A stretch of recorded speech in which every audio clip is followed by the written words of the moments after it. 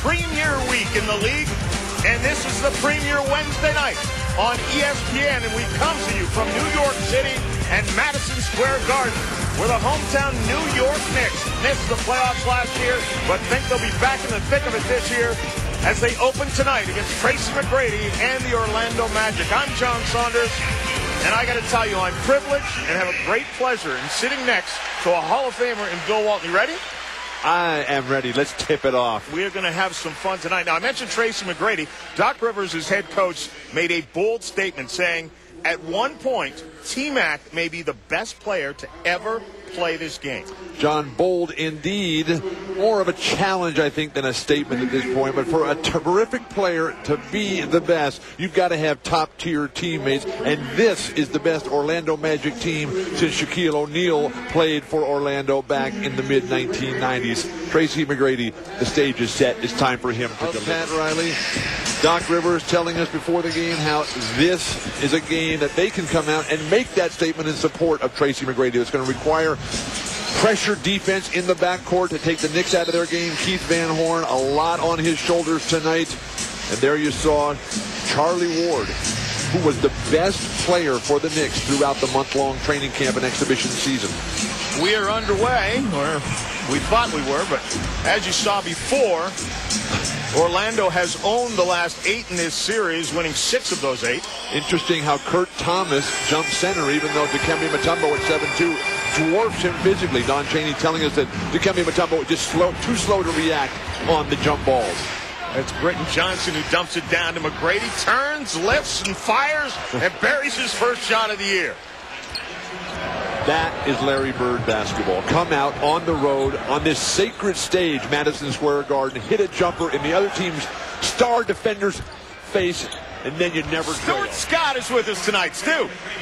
John, I got to tell you, Tracy McGrady, not only is he the captain, but a rarity in the NBA. He's actually wearing a C on his jersey, hockey style. The idea came from Orlando Magic COO John Weisbrod, who played hockey at Harvard. They did it to embrace T-Mac's leadership and to hold him accountable. Now, McGrady accepts it, realizes it's his job to say the things that need to be said. But here in this building where the most famous sports captain ever, Mark Messier, plays, T-Mac says he will not be making any kind of guarantees. He said, I did it last year, up 3-1 in the Pistons, and you see where it got. McGrady gets it back. Thomas now. McGrady probably try and break him down. Speed advantage, and Thomas fouls him from behind. We're seeing good discipline from the Knicks. They're really following the game plan. McGrady hasn't had any opportunities going right. The one time he did, he ran over Kurt Thomas for a charging foul. Doc Rivers trying to get something going offensively and breathe some life and confidence into Britton Johnson. Well, here's what Tracy McGrady did last year. He was automatic at 20-plus. How about 51 times at 30-plus per game? The youngest player since the assimilation of the ABA teams into the NBA in 1976-77 to average 30-plus points, Tracy McGrady. Quite a remarkable accomplishment when you're talking about guys like Michael Jordan. Yep. You're talking about Dominique Wilkins, and in a higher scoring era as well. Down, if you just play contained defense against New York, who's going to beat you off the dribble? Like that. Speaking about beating people off the dribble, McGrady says, I will find a way. Dumps it down to McGrady. Nice. And McGrady was trying to find Juwan Howard, and he gets it back. Then drops and rebounds, which is not that far below what he averaged on the season last year. 15 and 7 is what he averaged. Tracy's starting to get more assertive out there, going quicker against this zone defense. Got to go now. Shot clock's at 2, and McGrady beats it from the baseline. You know, it's the first game of the season. Haven't worked all the kinks out. Oh, my goodness! McGrady follows and slams it with the left hand. This is explosiveness. This is why Doc Rivers can say with a straight face that this guy has the chance to be the greatest player ever. You don't make plays like that unless you are among the best defense. Britton Johnson doing it all. Showtime! Left-handed little plop by Tracy McGrady, and the Magic get their first deuce of the half. How frustrating for Don Chaney. Such a champion, such a class act. The Knicks have 16 turnovers. And they just are executing all wrong, but the ability to finish on the fast break with your offhand in perfect stride as if that is your strong hand, that's what makes Tracy Mcgrady such a dynamic force in this league. Temporary loss of Chris Webber. McGrady, three-pointer, finally, and that's exactly the look on T-Mac's face.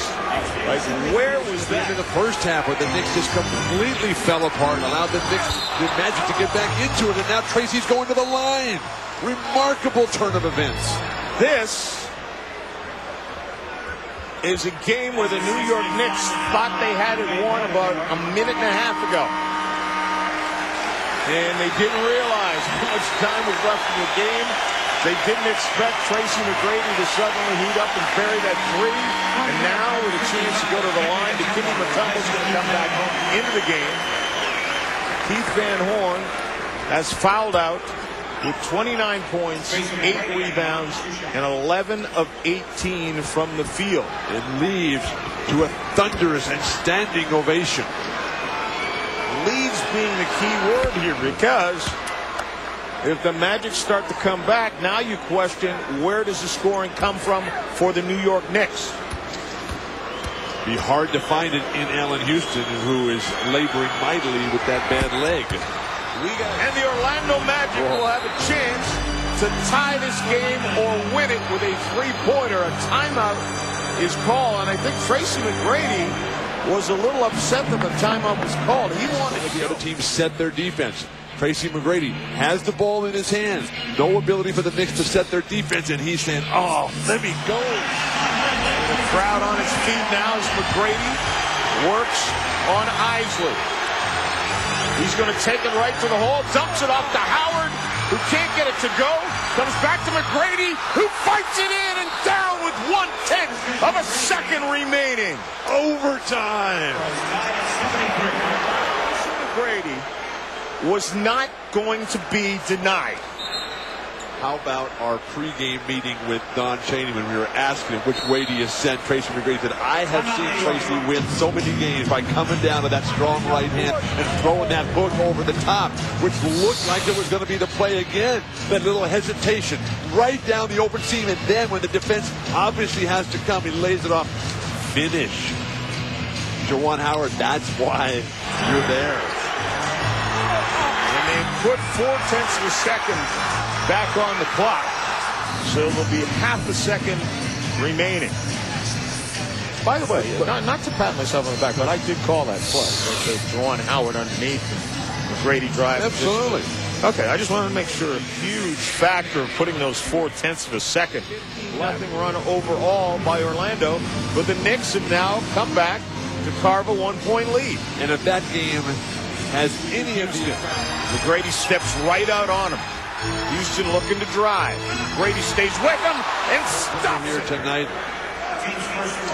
Tracy Mcgrady, first of all, setting up his teammates, making them better than they can possibly be by themselves, and then coming back, realizing that Allen Houston prefers to go left in Auburndale, Florida. Well, I've been fortunate enough to know T-Mac since he came into the league as a teenager from working Toronto Raptors game. And he has never been anything but a great kid. And he's not a kid anymore. No, 24 years old in his 7th year. He is still great. And he's hoping to lead Orlando to their first win of the year. Up by 4, 22 to go.